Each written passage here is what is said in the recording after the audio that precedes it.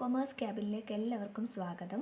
ഇന്നത്തെ ക്ലാസ്സിൽ IBO 2-ലെ ചാപ്റ്റർ 6 ഇൻ്റർനാഷണൽ മാർക്കറ്റിംഗ് എൻട്രി ഡിസിഷൻസിനെ കുറിച്ചാണ് നമ്മൾ പറയാൻ പോകുന്നത്. കഴിഞ്ഞ യൂണിറ്റിൽ ടാർഗറ്റ് മാർക്കറ്റിനെ എങ്ങനെ സെലക്ട് ചെയ്യണമെന്നും അതിൻ്റെ പ്രൊസീജിയേഴ്സും ഒക്കെയാണ് നമ്മൾ പഠിച്ചത്. അപ്പം ടാർഗറ്റ് കസ്റ്റമേഴ്സിനെ സെലക്ട് ചെയ്തു. ഇനി ആ ഒരു സെലക്ട് ചെയ്ത മാർക്കറ്റിലേക്ക് എങ്ങനെ എൻ്റർ ചെയ്യണമെന്നാണ് ഉള്ളതാണ് അടുത്ത ഡിസിഷൻ. ഈ ചാപ്റ്ററിൽ നമ്മൾ ഡിസ്കസ് ചെയ്യാൻ പോകുന്നത് ഇൻ്റർനാഷണൽ മാർക്കറ്റിംഗ് എൻട്രി ഡിസിഷൻസിനെ കുറിച്ചാണ്. ഒരു ഡൊമസ്റ്റിക് കമ്പനി അവരുടെ ഓപ്പറേഷൻസ് ഇൻ്റർനാഷണലി വ്യാപിപ്പിക്കാൻ ആഗ്രഹിക്കുന്നുണ്ടെങ്കിൽ ഒരുപാട് ഓപ്ഷൻസ് അവരുടെ മുമ്പിലുണ്ട്. അതിൽ അവർക്ക് സ്യൂട്ടബിളായിട്ടുള്ളൊരു കാര്യം സെലക്ട് ചെയ്യണം. അപ്പം എൻട്രി മോഡ് സെലക്ഷനാണ് ഒരു ക്രൂഷ്യൽ ഡിസിഷൻ എന്ന് പറയുന്നത്. ഒരു കമ്പനിക്ക് പ്രോഡക്ട്സ് ഡൊമസ്റ്റിക്കലി പ്രൊഡ്യൂസ് ചെയ്തിട്ട് ഫോറിൻ മാർക്കറ്റിലേക്ക് എക്സ്പോർട്ട് ചെയ്യാം, അതല്ലെങ്കിൽ ഫോറിൻ കൺട്രിയിൽ തന്നെ പ്രൊഡ്യൂസ് ചെയ്ത് അവിടെ തന്നെ സെല് ചെയ്യാം. ഇതാണ് രണ്ട് എക്സ്ട്രീംസ്. ഈ രണ്ട് എക്സ്ട്രീംസിനിടയിൽ കുറച്ച് ഓപ്ഷൻസ് ഉണ്ട്. ഒരു കമ്പനി എത്ര നല്ല കമ്പനി ആണെങ്കിലും എക്സ്പോർട്ടിംഗ് അപ്രോപ്രിയേറ്റ് ആകണമെങ്കിൽ കുറച്ച് കാര്യങ്ങൾ ശ്രദ്ധിക്കണം. അതേതൊക്കെയാണെന്ന് നോക്കാം. ഒന്നാമത്തേത്, ഫോറിൻ മാർക്കറ്റിൻ്റെ വോളിയം ലാർജ് ആയിരിക്കണം. അതായത് ഫോറിൻ മാർക്കറ്റിൽ പ്രൊഡ്യൂസ് ചെയ്യാനുള്ള മാർക്കറ്റ് വോളിയം അവിടെ ഉണ്ടായിരിക്കണം. ഫോറിൻ മാർക്കറ്റിൽ പ്രൊഡ്യൂസ് ചെയ്യാൻ വേണ്ടിയിട്ട് ഉള്ള അത്രയ്ക്ക് മാർക്കറ്റ് വോളിയം അവിടെ ഉണ്ടായിരിക്കണം. ഒന്നാമത്തെ പോയിൻ്റ് അതാണ്. അതായത് ഫോറിൻ മാർക്കറ്റിൻ്റെ വോളിയം ലാർജ് ആയിരിക്കണം. സെക്കൻഡ് പോയിൻ്റ്, ഫോറിൻ മാർക്കറ്റിൽ കോസ്റ്റ് ഓഫ് പ്രൊഡക്ഷൻ ഹയർ ആണെങ്കിൽ എന്നുള്ളതാണ് second point. Third point, foreign മാർക്കറ്റിൽ ഇൻഫ്രാസ്ട്രക്ചറൽ പ്രോബ്ലംസ്, അതുപോലെ തന്നെ material supply problems, labour problems ഇത് ഏതെങ്കിലും ഉണ്ടോ എന്ന് കൺസിഡർ ചെയ്യണം. ഫോർത്ത് പോയിൻ്റ്, ഫോറിൻ കൺട്രിയിൽ ഇൻവെസ്റ്റ് ചെയ്യുമ്പം പൊളിറ്റിക്കലായതോ അല്ലെങ്കിൽ മറ്റേതെങ്കിലും തരത്തിലുള്ള റിസ്ക് ഉണ്ടോ എന്ന് ശ്രദ്ധിക്കണം.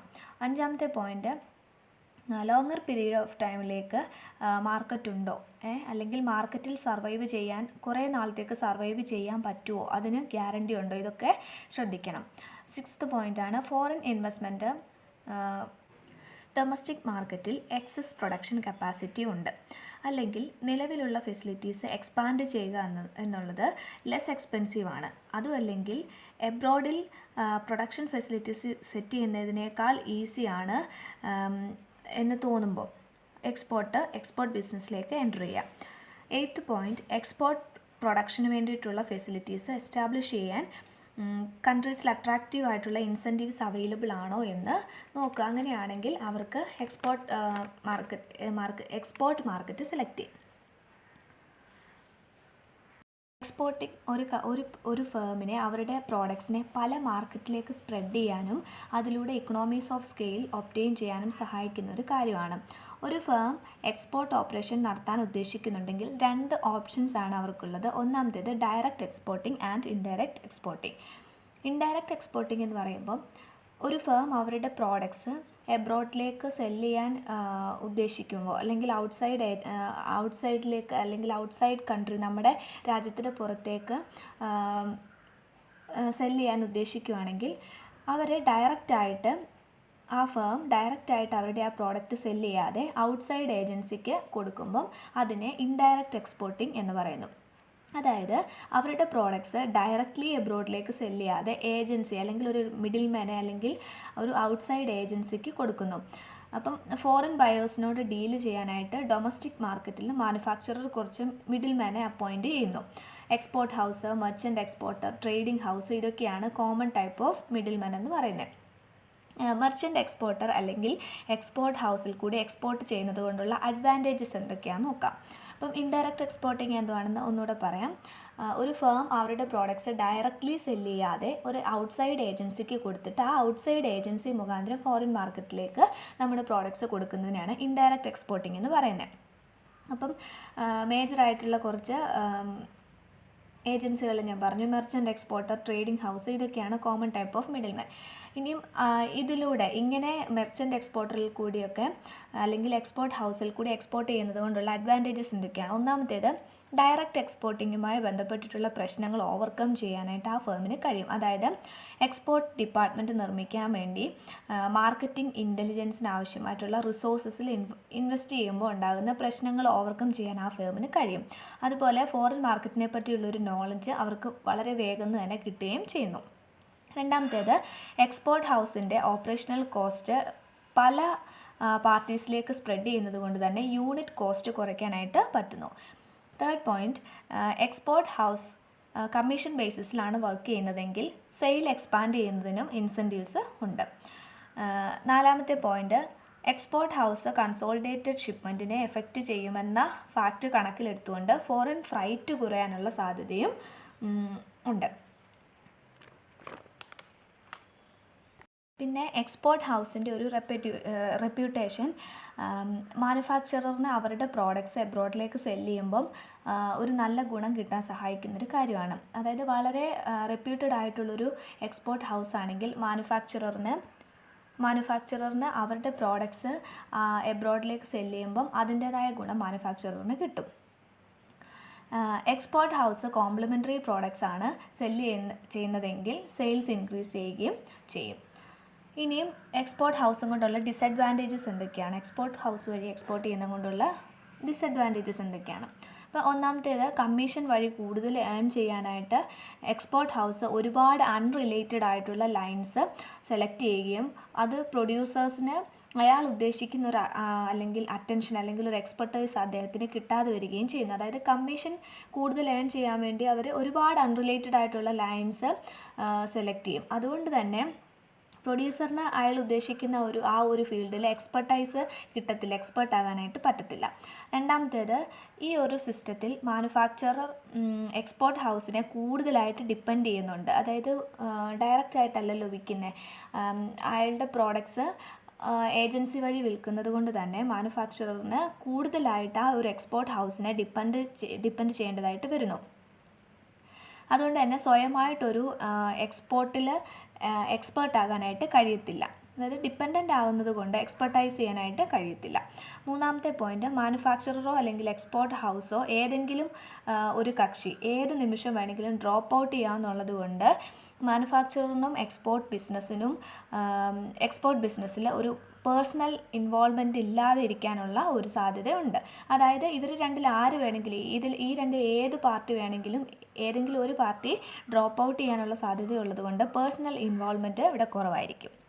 നാലാമത്തെ പോയിൻറ്റ്, എക്സ്പോർട്ട് ഹൗസ് അവരുടെ റെപ്യൂട്ടേഷനിൽ അവരുടെ പേരിൽ ഫോറിൻ കൺട്രീസിൽ പ്രോഡക്ട്സ് ഇറക്കാനായിട്ട് പുഷ് ചെയ്യും. അതായത് അവർ റെപ്യൂട്ടഡ് ആണ്, അതുകൊണ്ട് തന്നെ ഈ കമ്പനിയുടെ പ്രോഡക്റ്റ് അവരുടെ പേരിൽ അല്ലെങ്കിൽ അവരുടെ പേരിൽ ഫോറിൻ കൺട്രീസിൽ ആ പ്രോഡക്റ്റ് ഇറക്കാൻ വേണ്ടിയിട്ട് ഒരു ഫേമിനെ പുഷ് ചെയ്യും. അതായത് മാനുഫാക്ചറിൻ്റെ പ്രോഡക്ട്സ് അവരുടെ പേരിൽ ഇറക്കിയാൽ ഫോറിൻ കസ്റ്റമേഴ്സിന് പെട്ടെന്ന് റിലേറ്റ് ചെയ്യാൻ കഴിയാത്തത് കൊണ്ട്, അതായത് ഈ ഫോറിൻ കസ്റ്റമേഴ്സിന് പെട്ടെന്ന് ഒരു മാനുഫാക്ചറിൻ്റെ പ്രോഡക്റ്റ് വരുമ്പം പെട്ടെന്ന് റിലേറ്റ് ചെയ്യാൻ കഴിയാത്തത് കൊണ്ട് ഈ ഒരു എക്സ്പോർട്ട് ഹൗസ് കുറച്ച് റെപ്യൂട്ടഡ് ആയതുകൊണ്ട് അവർ പറയും ഞങ്ങളുടെ പേരിലായിരിക്കും ഈ പ്രോഡക്റ്റ് ഇറക്കുന്നതെന്ന് പറയാനുള്ള സാധ്യതയുണ്ട്. അപ്പം ഫോറിൻ മാർക്കറ്റിൽ അവരുടെ പേരിൽ ആ ഒരു പ്രോഡക്റ്റ് മാർക്കറ്റ് ചെയ്യാൻ നോക്കും. അപ്പം എക്സ്പോർട്ട് ഹൗസ് അവരുടെ ബ്രാൻഡ് നെയിമും ലെറ്റർ ഹെഡും ഉപയോഗിക്കുമ്പോഴാണ് കൂടുതൽ ഡേഞ്ചർ ആകുന്നത്. ഇൻഡയറക്റ്റ് എക്സ്പോർട്ടിൻ്റെ മറ്റൊരു ഫോമാണ് കൺസോഷ്യം അപ്രോച്ച്. കൺസോഷ്യം അപ്രോച്ചിൽ ഒരേ പ്രോഡക്ട്സ് മാനുഫാക്ചർ ചെയ്യുന്ന ലിമിറ്റഡ് നമ്പർ ഓഫ് മാനുഫാക്ചറേഴ്സ് ഒരുമിച്ച് ഒരു സഹകരണ അടിസ്ഥാനത്തിൽ എക്സ്പോർട്ട് ചെയ്യുന്ന അപ്രോച്ചാണ് കൺസോഷ്യം അപ്രോച്ച്. ഇതിൽ എക്സ്പോർട്ട് ഫങ്ഷൻസ് ഒരേ സമയം പല ഫേംസിന് വേണ്ടിയിട്ട് ചെയ്യുന്നു. ജോയിൻറ്റ് ബേസിസിലായിരിക്കും ഇവർക്ക് എക്സ്പോർട്ട് ഓർഡേഴ്സ് കിട്ടുന്നത്. ഓരോ ഇൻഡിവിജ്വൽ യൂണിറ്റ്സിനും അവരുടെ സ്വന്തം ബ്രാൻഡ് നെയിമും ലെറ്റർ ഹെഡ്സും ഉപയോഗിച്ചുകൊണ്ട് ആ ഓർഡേഴ്സ് ചെയ്യുകയും ചെയ്യാം. എക്സ്പോർട്ട് ഹൗസിൽ കൂടെ ആണെങ്കിൽ യൂണിറ്റ് ഫ്രൈറ്റ് കുറയ്ക്കാനായിട്ട് കഴിയും. കൺസോഷ്യം അപ്രോച്ചിൻ്റെ ഒരു കാര്യം, കോഓപ്പറേഷൻ ഉണ്ടെങ്കിൽ മാത്രമേ അവിടെ വിജയിക്കാനായിട്ട് പറ്റത്തുള്ളൂ. അതായത് ഒരേ പ്രോഡക്ട്സ് മാനുഫാക്ചർ ചെയ്യുന്ന പല മാനുഫാക്ചറേഴ്സ് ആയിരിക്കുമല്ലോ. അതുകൊണ്ട് തന്നെ ഇവർ തമ്മിലൊരു കോപ്പറേഷൻ ഉണ്ടെങ്കിൽ മാത്രമേ, സഹകരണം ഉണ്ടെങ്കിൽ മാത്രമേ ആ ഒരു അപ്രോച്ചിൽ അവർക്ക് വിജയിക്കാനായിട്ട് പറ്റത്തുള്ളൂ. രണ്ടാമത്തെ എക്സ്പോർട്ടിംഗ് ആണ് ഡയറക്റ്റ് എക്സ്പോർട്ടിംഗ്. ഇൻഡയറക്റ്റ് എക്സ്പോർട്ടിങ്ങിൽ അവരുടെ പ്രോഡക്ട്സ് ഫോറിൻ കൺട്രീസിലേക്ക് വിൽക്കാൻ വേണ്ടി ഒരു കമ്പനി ഔട്ട്സൈഡ് ഏജൻസിയെ ഡിപ്പെൻഡ് ചെയ്യുന്നു. ഡയറക്റ്റ് എക്സ്പോർട്ടിങ്ങിൽ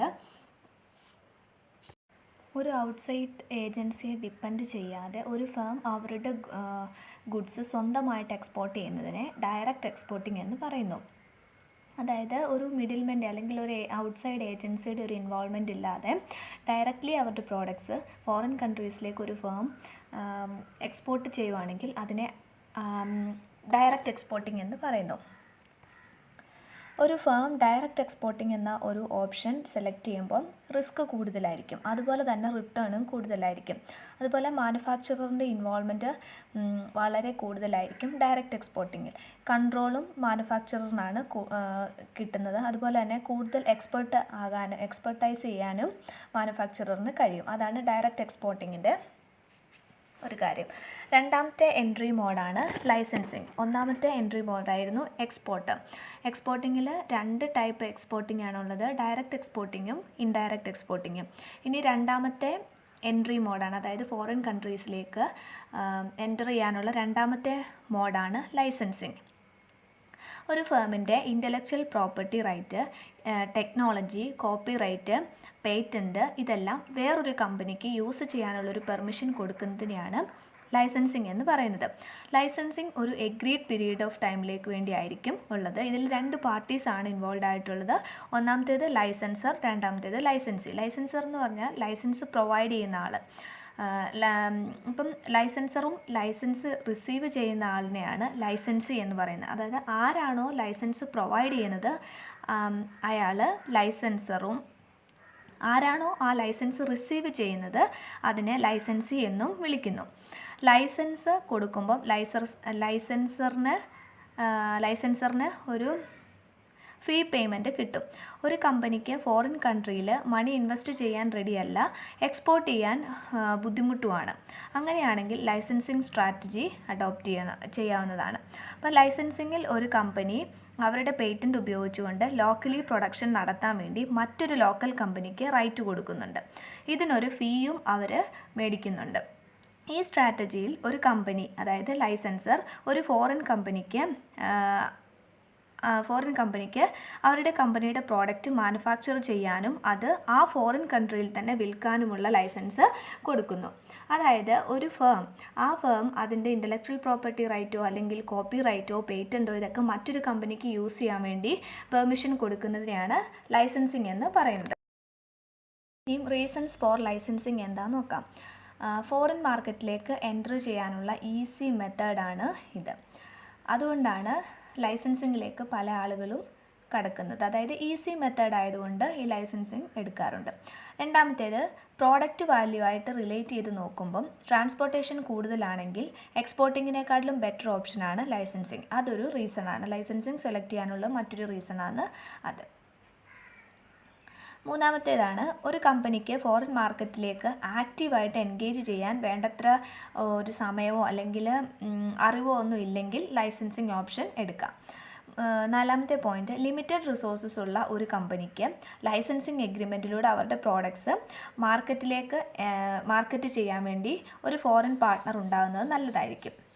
ലൈസൻസിങ് ക്യാപിറ്റൽ സേവ് ചെയ്യുന്നു എന്ന് മാത്രമല്ല, അഡീഷണൽ ആയിട്ടുള്ള ഒരു ഇൻവെസ്റ്റ്മെൻറ്റ് ആവശ്യമില്ലാത്തൊരു എൻട്രി മോഡാണ് ലൈസൻസിങ്. ഇതൊക്കെ കൊണ്ടാണ് ലൈസൻസിങ് ചില കമ്പനികൾ സെലക്ട് ചെയ്യാനുള്ള കാരണം. ഇനി അഡ്വാൻറ്റേജസും ഡിസഡ്വാൻറ്റേജസും എന്താണെന്ന് നോക്കാം. ഒന്നാമത്തെ അഡ്വാൻറ്റേജ്, ഫോറിൻ മാർക്കറ്റിലേക്ക് എൻറ്റർ ചെയ്യാനുള്ള ഒരു ഈസി മെത്തേഡാണ്. അതുകൊണ്ട് തന്നെ ലൈസൻസിങ് കൂടുതൽ ആളുകളും ഓപ്റ്റ് ചെയ്യാറുണ്ട്. രണ്ടാമത്തേത്, ഫേമിന് വളരെ പെട്ടെന്ന് തന്നെ ലോക്കൽ നോളജ് ഗെയിൻ ചെയ്യാൻ പറ്റുന്നൊരു കാര്യമാണ് ലൈസൻസിങ്. മൂന്നാമത്തേത്, ടാരിഫ്, നോൺ ടാരിഫ് ബാരിയേഴ്സ് ഇതിനെയൊക്കെ അവോയ്ഡ് ചെയ്യാനായിട്ട് കഴിയും. Fourth point, financial risk comparatively കുറവായിരിക്കും. ഇതൊക്കെയാണ് അഡ്വാൻറ്റേജ്. ഇനി ഡിസഡ്വാൻറ്റേജ് എന്തൊക്കെയാണ്? ഒരു ലൈസൻസി അല്ലെങ്കിൽ ഒരു ഫ്രാഞ്ചൈസി അവർ ലൈസൻസ് എടുത്തിരിക്കുന്ന പ്രോഡക്റ്റിൻ്റെ മാനുഫാക്ചറിങ്ങിലും അതുപോലെ തന്നെ മാർക്കറ്റിങ്ങിലും സ്കിൽഡ് ആണെങ്കിൽ അവർ ആ പ്രോഡക്റ്റ് അവരുടെ ബ്രാൻഡ് നെയിമിൽ അവരുടെ പ്രോഡക്റ്റ് ബ്രാൻഡ് നെയിമിൽ ചെറിയൊരു മാറ്റം അല്ലെങ്കിൽ ചെറുതായിട്ടൊരു മാറ്റം വരുത്തിക്കൊണ്ട് ഐഡൻറ്റിക്കൽ പ്രോഡക്റ്റ് മാർക്കറ്റിലേക്ക് ഇറക്കാനായിട്ടുള്ള ചാൻസ് ഉണ്ട്. അതായത് ലൈസൻസ് കൊടുത്ത വ്യക്തിയുടെ ആ പ്രോഡക്റ്റ് ഈ ലൈസൻസ് എടുത്ത വ്യക്തി ചെറിയൊരു ബ്രാൻഡ് നെയിമിൽ ഒരു ചെറിയ ഒരു മാറ്റം വരുത്തിക്കൊണ്ട് ഐഡൻറ്റിക്കൽ ആയിട്ടുള്ള പ്രോഡക്റ്റ് മാർക്കറ്റിലേക്ക് ഇറക്കുകയും ആ ലൈസൻസ് കൊടുത്ത വ്യക്തിയുടെ പ്രോഡക്റ്റിനേക്കാൾ ഡിമാൻഡ് കൂടാനും ഉള്ള സാധ്യത ഉണ്ട്. അത് ലൈസൻസ് എന്ന ഒരു ത്രെട്ടായിട്ട് വരാൻ സാധ്യതയുണ്ട്. രണ്ടാമത്തേത്, ലൈസൻസർ അവരുടെ തന്നെ കോമ്പറ്റീറ്ററിനെയാണ് അവിടെ എസ്റ്റാബ്ലിഷ് ചെയ്യുന്നത്. ഞാൻ നേരത്തെ പറഞ്ഞ പോലെ തന്നെ ഐഡൻറ്റിക്കൽ പ്രോഡക്ട്സ് മാർക്കറ്റിൽ ഇറക്കിക്കൊണ്ട് ഒരു കോമ്പറ്റീഷൻ ഉണ്ടാകാനുള്ളൊരു ചാൻസ് ഉണ്ട്. മൂന്നാമത്തെ പോയിൻറ്റ്, റവന്യൂ ജനറേറ്റ് ചെയ്യാനും റോയൽറ്റി പേ ചെയ്യാനും ലോക്കൽ ലൈസൻസിയെ ഡിപ്പെൻഡ് ചെയ്യേണ്ടതായിട്ട് വരുന്നു. ഇനിയും ഫോർത്ത് പോയിൻറ്റ്, ഒരു ലോക്കൽ കമ്പനിക്ക് പേരൻ്റ് കമ്പനി പ്രൊഡ്യൂസ് ചെയ്ത ലെവലിലുള്ള ക്വാളിറ്റി അല്ലെങ്കിൽ ആ ഒരു സ്റ്റാൻഡേർഡ് പ്രോഡക്റ്റ് പ്രൊഡ്യൂസ് ചെയ്യാൻ എപ്പോഴും അത്ര കേപ്പബിൾ ആയിരിക്കണമെന്നില്ല.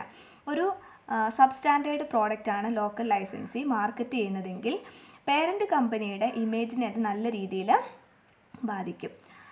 അതായത് പേരൻ്റ് കമ്പനി പുറത്തിറക്കുന്ന അതേ ക്വാളിറ്റി പ്രോഡക്റ്റ് ഈ ലൈസൻസി ഇറക്കുന്നില്ലെങ്കിൽ ആ പേരൻ്റ് കമ്പനിയുടെ ഇമേജിനെ അത് ബാധിക്കും.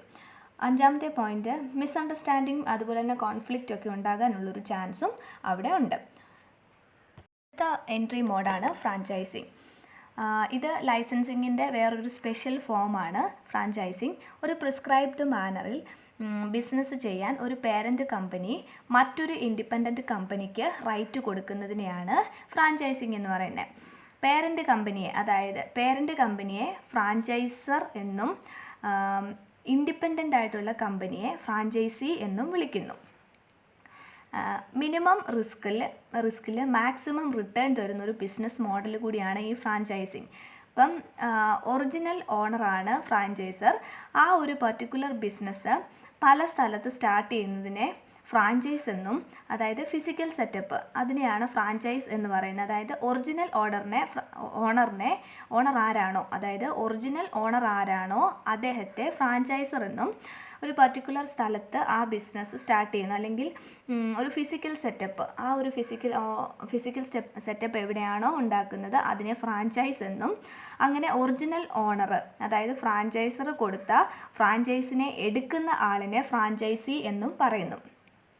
ഈ അറേഞ്ച്മെൻറ്റിൽ ടോട്ടൽ മാർക്കറ്റിംഗ് പ്രോഗ്രാം, അതായത് brand name, logo, method of operation ഇതെല്ലാം ഫ്രാഞ്ചൈസർ ആയിരിക്കും സെറ്റ് ചെയ്യുന്നത്. അതാണ് ഫ്രാഞ്ചൈസിങ്ങിനെ കുറിച്ച് പറയാനുള്ളത്. അത് ഇത്രയേ ഉള്ളൂ. ഫിസിക്കൽ സെറ്റപ്പിനെ ഫ്രാഞ്ചൈസ് എന്നും അതിൻ്റെ ഒറിജിനൽ ഓണർ ആരാണോ അദ്ദേഹത്തെ ഫ്രാഞ്ചൈസർ എന്നും, ആ പേരൻ്റ് കമ്പനിയിൽ നിന്നും അതേ സെറ്റപ്പിൽ അല്ലെങ്കിൽ ആ ഒരു പ്രിസ്ക്രൈബ്ഡ് മാനറിൽ ബിസിനസ് ചെയ്യാം എന്ന് ഏറ്റിരിക്കുന്നത് ആരാണോ അദ്ദേഹത്തെ ഫ്രാഞ്ചൈസി എന്നും വിളിക്കുന്നു. അതാണ് ഫ്രാഞ്ചൈസിങ്ങിനെ കുറിച്ച് പൊതുവായിട്ട് പറയുന്നത്. അടുത്ത എൻട്രി മോഡാണ് കോൺട്രാക്റ്റ് മാനുഫാക്ചറിങ്. അതിൽ ഒരു കമ്പനി മറ്റൊരു ഇൻഡിപെൻഡൻറ്റ് ലോക്കൽ കമ്പനിക്ക് അവരുടെ പ്രോഡക്ട്സ് മാനുഫാക്ചർ ചെയ്യാൻ കോൺട്രാക്റ്റ് ബേസിസിൽ അറേഞ്ച് ചെയ്യുന്നതിനെയാണ് കോൺട്രാക്റ്റ് മാനുഫാക്ചറിങ് എന്ന് പറയുന്നത്. അതായത് ഒരു മാനുഫാക്ചറർ അവരുടെ പ്രോഡക്ട്സ് അല്ലെങ്കിൽ പാർട്സ് ഓഫ് പ്രോഡക്റ്റ് പ്രൊഡ്യൂസ് ചെയ്യാൻ ഒരു ലോക്കൽ മാനുഫാക്ചററിനെ കോൺട്രാക്റ്റ് ബേസിസിൽ ഹയർ ചെയ്യുവാണെങ്കിൽ അതിനെ കോൺട്രാക്റ്റ് മാനുഫാക്ചറിങ് എന്ന് പറയുന്നു. ഫോർ എക്സാമ്പിൾ, ഇപ്പം ഒരു മൊബൈൽ മാനുഫാക്ചറർ അതിൻ്റെ ബാറ്ററി മാനുഫാക്ചർ ചെയ്യാൻ വേണ്ടി വേറൊരു ലോക്കൽ മാനുഫാക്ചററിനെ ഏൽപ്പിക്കുകയാണെങ്കിൽ അതിനെ കോൺട്രാക്റ്റ് മാനുഫാക്ചറിങ് എന്ന് പറയുന്നു. ഇനിയും കോൺട്രാക്റ്റ് മാനുഫാക്ചറിങ് കൊണ്ടുള്ള അഡ്വാൻറ്റേജസ് എന്തൊക്കെയാണ്? ഒന്നാമത്തേത്, ഫോറിൻ കൺട്രീസിൽ ഇൻവെസ്റ്റ് ചെയ്യുമ്പോഴുണ്ടാകുന്ന റിസ്കിൽ നിന്ന് ഫ്രീ ആകാൻ ഒരു കമ്പനിയെ സഹായിക്കുന്നു. രണ്ടാമത്തേത്, ഫോറിൻ കൺട്രീസിൽ പ്രൊഡക്ഷൻ ഫെസിലിറ്റീസ് സെറ്റ് ചെയ്യാനുള്ള റിസോഴ്സസ് കമ്പനി കമ്മിറ്റ് ചെയ്യേണ്ടി വരുന്നില്ല. അതായത് ഇപ്പം ഒരു ഫോറിൻ കമ്പനിയിൽ നമ്മൾ പ്രൊഡക്ഷൻ ഫെസിലിറ്റീസ് ഒക്കെ സെറ്റ് ചെയ്യാൻ ആഗ്രഹിക്കുകയാണെങ്കിൽ കുറേ റിസോഴ്സസ് നമ്മൾ അതിലേക്ക് ഇൻവെസ്റ്റ് ചെയ്യേണ്ടി വരും. അപ്പം അങ്ങനെയുള്ള റിസോഴ്സസ് കമ്പനി കമ്മിറ്റ് ചെയ്യേണ്ടതായിട്ട് വരുന്നില്ല.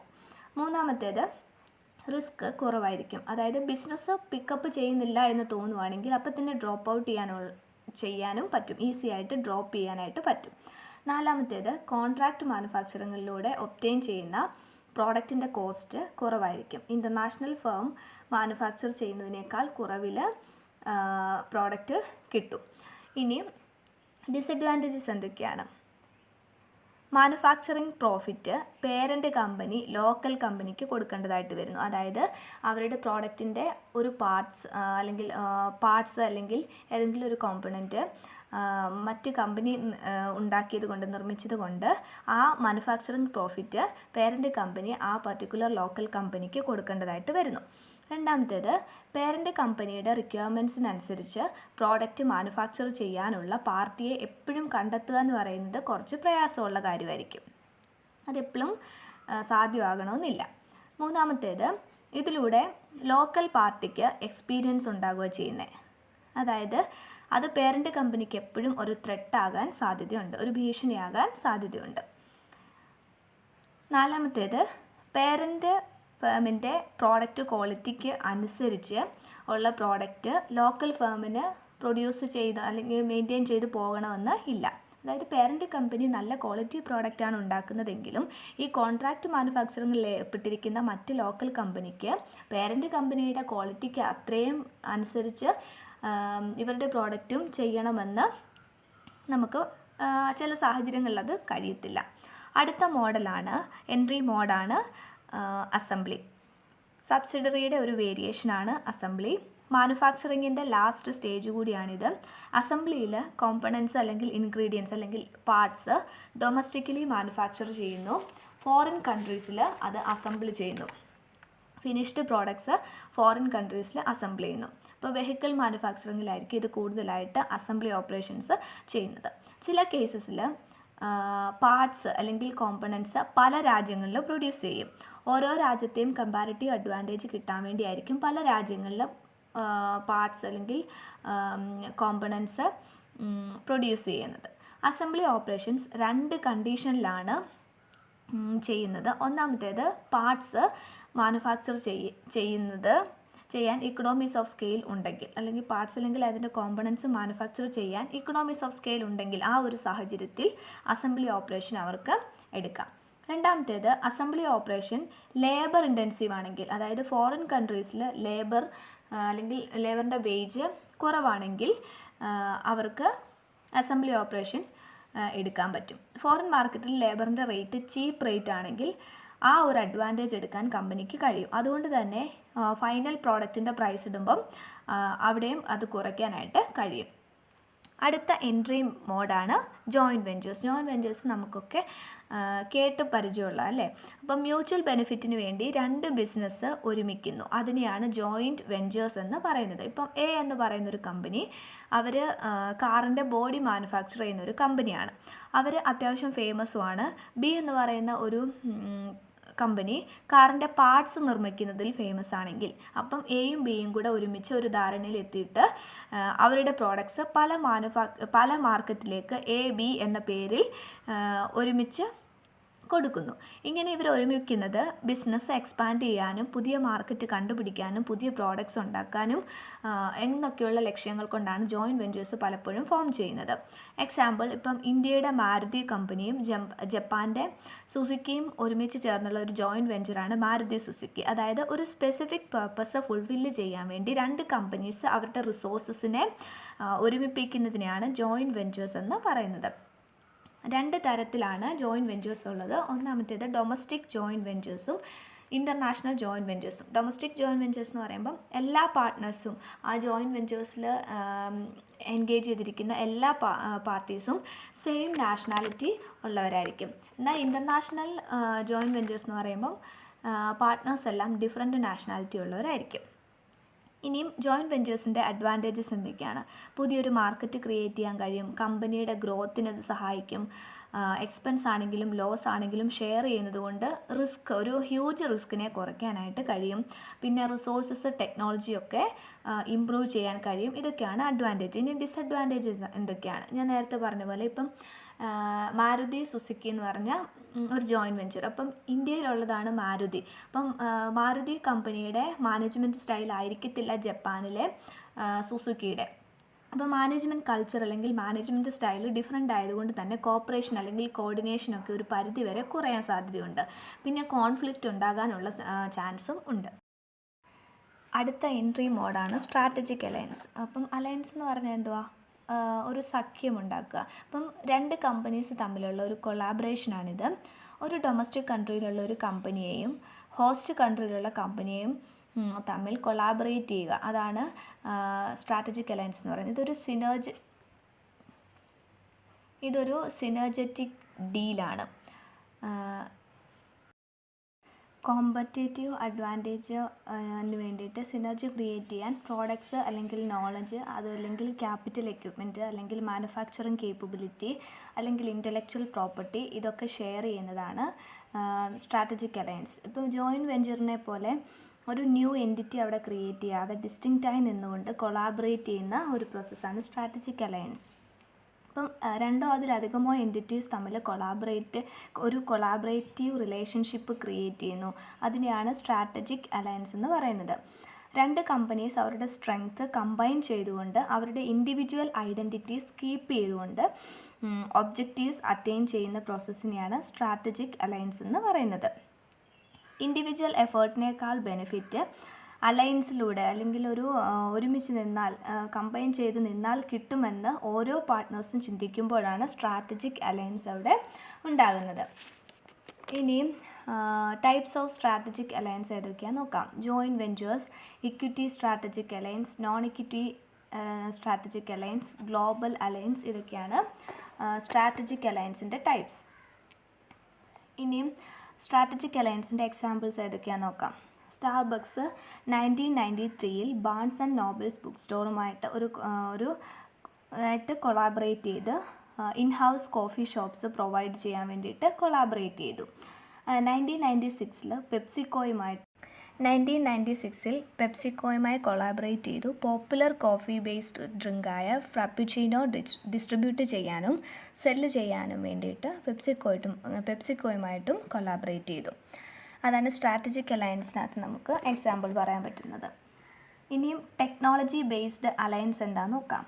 മാർക്കറ്റ് ആക്സസിന് വേണ്ടിയിട്ട് ടെക്നോളജി എക്സ്ചേഞ്ച് ചെയ്യുന്നതിനെയാണ് ടെക്നോളജി ബേസ്ഡ് അലയൻസ് എന്ന് പറയുന്നത്. പ്രൊഡക്ഷൻ ബേസ്ഡ് അലയൻസ് എന്ന് പറഞ്ഞാൽ ഓട്ടോമൊബൈൽ ഇൻഡസ്ട്രിയിലാണ് പ്രൊഡക്ഷൻ ബേസ്ഡ് അലയൻസ് സാധാരണയായിട്ട് കാണുന്നത്. ഇനി നെക്സ്റ്റ് എൻട്രി മോഡാണ് മെർജർ ആൻഡ് അക്വിസിഷൻ. മെർജർ എന്ന് പറഞ്ഞാൽ ഒരു ന്യൂ കമ്പനി ഫോം ചെയ്യാൻ വേണ്ടി 2 കമ്പനീസ് കമ്പൈൻ ചെയ്യുന്നു. ഇതിൽ ട്രാൻസ്ഫർ ഓഫ് ഓണർഷിപ്പും വരുന്നുണ്ട്. പെപ്സിയും കൊക്കോകോളയും കൂടി ചേർന്ന് പെപ്സിക്കോ എന്ന് വന്നതുപോലെ ഇത് ഹൊറിസോണ്ടൽ മെർജറാണ്. അതുപോലെ 2 കമ്പനീസ് ചേർന്നിട്ട് ഒരു ന്യൂ കമ്പനി ഫോം ചെയ്യുന്നു. അതാണ് മെർജർ എന്ന് പറയുന്നത്. അക്വിസിഷൻ എന്ന് പറയുമ്പം മറ്റൊരു കമ്പനിയെ ഒരു കമ്പനി ടേക്ക് ഓവർ ചെയ്യുന്നു. അതിനെയാണ് അക്വിസിഷൻ എന്ന് പറയുന്നത്. മെർജറിൽ ഒരു പുതിയ കമ്പനി ക്രിയേറ്റ് ചെയ്യുമ്പോൾ അല്ലെങ്കിൽ ചെയ്യാൻ വേണ്ടിയിട്ട് മെർജറിൽ ഒരു പുതിയ കമ്പനി ക്രിയേറ്റ് ചെയ്യാൻ വേണ്ടിയിട്ട് 2 അതിലധികമോ കമ്പനി കമ്പൈൻ ചെയ്യുന്നു. അക്വിസിഷനിൽ ഒരു എൻറ്റിറ്റി മറ്റൊരു എൻറ്റിറ്റിയെ പർച്ചേസ് ചെയ്യുന്നു. ഇവിടെ പുതിയൊരു കമ്പനി ഫോം ചെയ്യുന്നില്ല.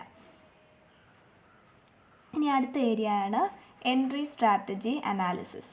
ഒരു ഫേം മാർക്കറ്റിൽ എൻട്രി ചെയ്യുമ്പോൾ ചില ഫാക്ടേഴ്സ് കൺസിഡർ ചെയ്യണം. അത് ഏതൊക്കെയാണെന്ന് നോക്കാം. ഒന്നാമത്തേത് എക്സ്പെക്റ്റഡ് സെയിൽസ്.